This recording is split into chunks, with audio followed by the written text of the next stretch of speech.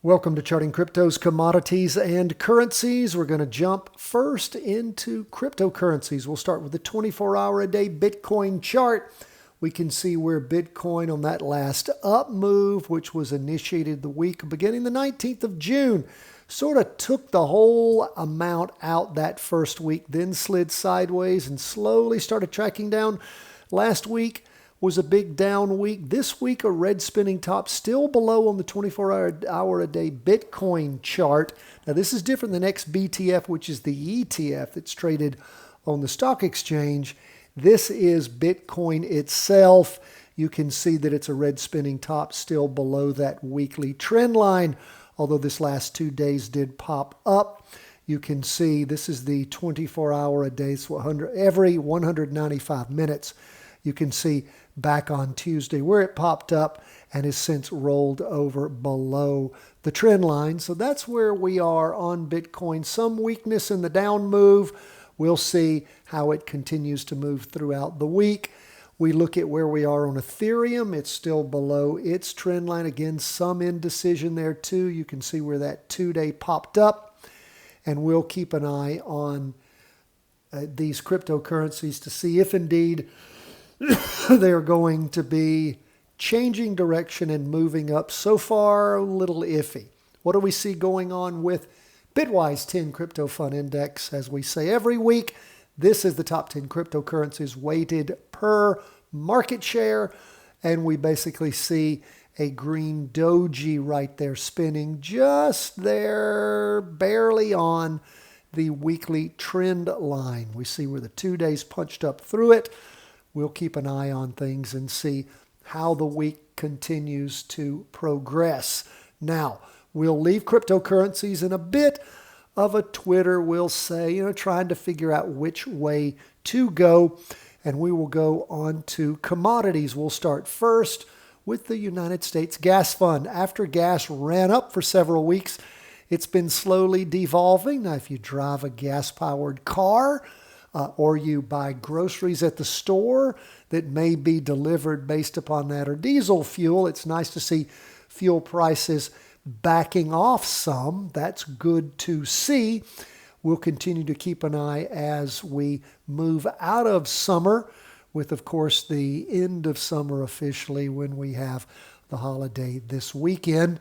We look at where we are on the U.S. Oil Fund. Where is that? Same kind of thing. Peaked back on the week beginning the 7th of August and just spinning tops or dojis since then. Now, silver. We chart gold for you every day. Gold, of course, spinning top last week. It was red, trying to move up this week. Silver, different. Silver was up last week, up again this week. Now, it's right there at where it had breached before it rolled over. Is it going to punch through this, head on up, maybe top out where it did back in mid-April or in early May? Maybe, might have some room to move, might even go higher. Keep your eye on silver. What about wheat? Again, a lot of people eat wheat. It's still heading down. We look at corn. Corn sort of bottomed and sliding sideways. Some indecision right here. Maybe it's getting ready to go up. Don't know that, but we can see where it has now going into the third week of sort of bottoming out. And let's look at natural gas. Check it out.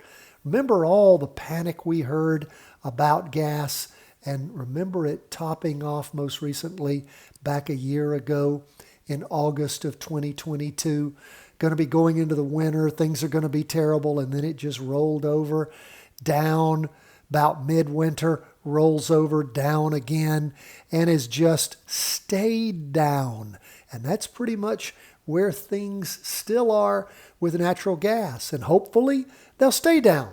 Those prices, going from the high somewhere in that 34.50 to now down around $6.25, $7. Wow.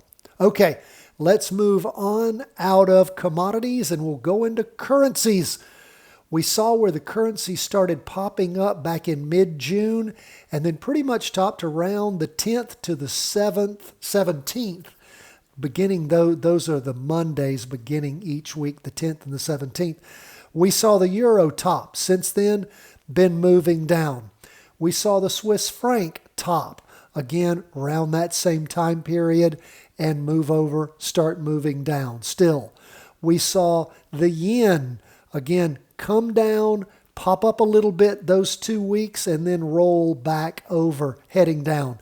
Canadian dollar, same kind of thing, the 10th and the 17th, and then moving down. Now, the down move you can see has slowed this week in pretty much all of those currencies.